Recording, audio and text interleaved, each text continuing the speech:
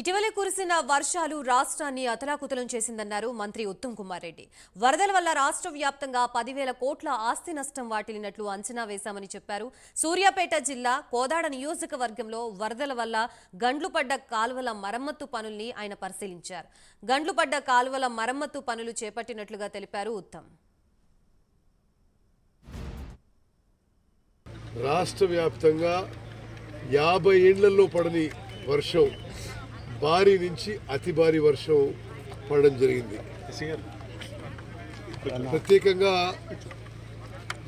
హుజూర్ నగర్ కోదాడులో చాలా భారీ వర్షం పడ్డది. అదేవిధంగా ఖమ్మం జిల్లాలో రాష్ట్ర వ్యాప్తంగా మేము కేంద్ర ప్రభుత్వానికి నివేదించినాం. 10,300 కోట్ల విలువైన నష్టం జరిగింది. ఆస్తి నష్టం కానీ, కాలువలు చెరువులు తెగిపోవడం కానీ, ఇళ్లలో నీళ్లు రావడం కానీ, ఇండ్లు కూలిపోవడం కానీ, మరి కొంత ప్రాణ నష్టం కూడా జరిగింది. చాలా అత్యంత దుఃఖమైనది విషయం.